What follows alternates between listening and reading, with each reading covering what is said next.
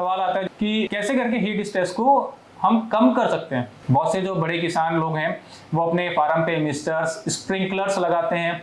Misters जो बड़े बड़े पंखे होते हैं वो लगाते हैं, फॉगर्स लगाते हैं ताकि ह्यूमिडिटी को मेंटेन कर सके और ठंडापन ला सके। वहां पर पशु को नहलाते हैं, दिन में 2-2 बार नहलाते हैं। नेचुरल शेड्स वगैरह की जरूरत होती है, जैसे पेड़ हो गए या आपका शेड इस लेवल पे बना हुआ है कि वहां पर धूप कम से कम पहुंचे और ज्यादा पशु को तकलीफ ना दे। अगर कुछ और फीडिंग मैनेजमेंट की बात करें इसमें, तो पशु का फीड इंटेक देखिए गर्मी में कम होना ही होना है। बेटर है कि उसको उस टाइम एनर्जी की चीज दी जाए और आपकी प्रोडक्शन साइकिल इस तरीके से चले कि गर्मी में पशु का दूध उतने लेवल पे नहीं जाए, क्योंकि बहुत सी बार देखा है कि अप्रैल मई के महीने में पशु की डिलीवरी होती है। उस टाइम पशु ऑलरेडी स्ट्रेस में होता है और आधी से ज्यादा एनर्जी उसके डिलीवरी में निकल चुकी होती है। अगर उस टाइम डिलीवरी होगी तो पशु को ज्यादा एनर्जी की जरूरत पड़ेगी और गर्मी में मिल्क प्रोडक्शन इंक्रीज करना बहुत बड़ा चैलेंज होता है।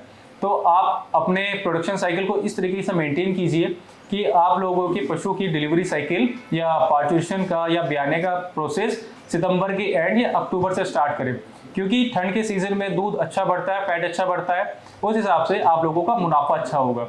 दूसरी चीज, पशु का ड्राई मैटर डिक्रीज हो जाता है, क्योंकि पशु जब हीट में होता है, अगर मान लीजिए कि हमें भी बहुत ज्यादा गर्मी लग रही है तो हम भी कम खाएंगे, हमें उतनी जरूरत नहीं पड़ेगी। मेंटेनेंस रिक्वायरमेंट पशु की इंक्रीज हो जाती है, क्योंकि पशु के शरीर से जब हीट लॉस होती है तो बहुत ज्यादा तनाव में आ जाता है। उसको मेंटेन करने के लिए उसको अलग से फीड दिया जाता है।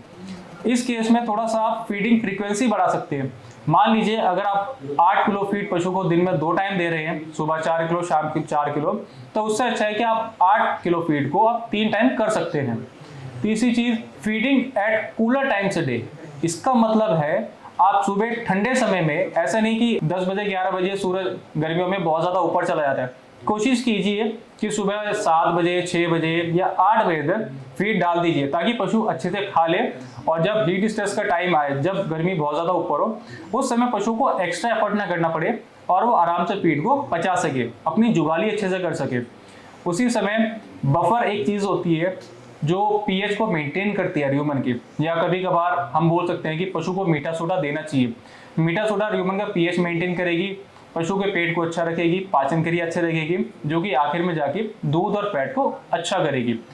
अच्छी क्वालिटी का फॉरेज, जिसको हरा चारा बोलते हैं, वो होना चाहिए और हरे चारे का साइज बेटर है कि 1.5 से 1.25 इंच का होना चाहिए।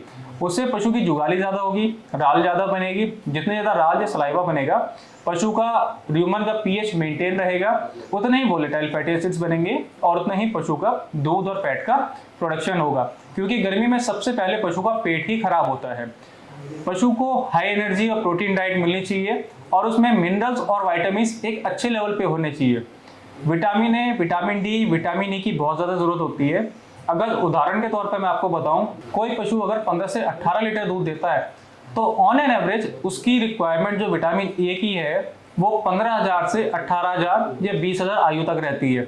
विटामिन D3 की रिक्वायरमेंट 15,000 से 20,000 आयु, विटामिन ई 400 से 500 आयु।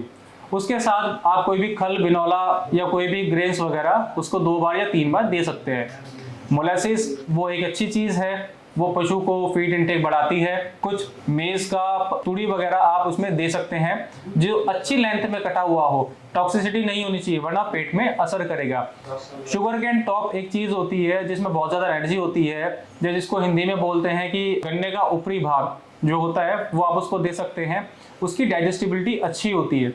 और जो भी चीज आपको बताइए एक एवरेज के हिसाब से बताइए, ऐसे नहीं कि जैसे विटामिन ए बताए तो इतना ही देना है। ये वेरी करता है फार्मर टू फार्मर, उनके पशु का पोटेंशियल कितना है और उनके पशु की दूध कितना दे रहे हैं, किस कंडीशन में उन्होंने रखा हुआ है। अगर पानी की बात करें तो लगभग 1 किलो दूध पे 4 से 5 लीटर पानी की आवश्यकता होती है दूध बढ़ाने के लिए। और अगर पशु अच्छा पानी पिएगा तो उसका हीट स्ट्रेस कम रहेगा और उसका दूध भी अच्छे से बढ़ेगा। जो वाटर होता है शरीर में ब्लड सर्कुलेशन के लिए, इलेक्ट्रोलाइट, ग्लूकोज के लिए बहुत ज़्यादा इंपॉर्टेंट है उसके लेवल को मेंटेन करने के लिए। और एक सबसे इंपॉर्टेंट बात, पशु को हमेशा ठंडा या ताज़ा पानी ही पिलाएं। अगर पशु को गर्म या बासी पानी पिलाएंगे तो जिस तरीके से हम हैं, हम भी ठंडा और ताज़ा पानी पीना ही पसंद करते हैं। अगर हम गलत तरीके से पानी पिएंगे या बासी पानी या गर्म पानी पियेंगे तो हमारी भी प्यास नहीं बुझेगी। सेम उसी तरह है, क्योंकि पशु से हमको दूध लेना है, पशु प्रोडक्शन कर रहा है, अगर जितना अच्छा हम उसको देंगे उतना ही अच्छा वो पशु दूध के तौर पे या फैट बढ़ाकर हमको देगा। धन्यवाद। तो डॉक्टर प्रशांत, आपका बहुत बहुत धन्यवाद कि आपने इतनी बढ़िया इन्फॉर्मेशन हमारे व्यूअर के साथ शेयर की है। तो अगली वीडियो में बहुत जल्दी आपसे मुलाकात होगी। एक बात मैं और भी कहना चाहूँगा कि शीतल फीड में जो ट्रेनिंग कैंप लगते हैं उसमें भी आप बढ़ चढ़ कर पार्टिसिपेट कीजिए। तो इसके लिए आप शीतल फीड के जो कॉन्टैक्ट नंबर दिए जा रहे हैं उन पर आप कॉन्टैक्ट कर सकते हैं, वहाँ पर भी आप अवेयरनेस ले सकते हैं। हमारे कैंपों में भी अवेयरनेस आपको बहुत बढ़िया मिलेगी। तो डॉक्टर प्रशांत, आपका बहुत बहुत धन्यवाद।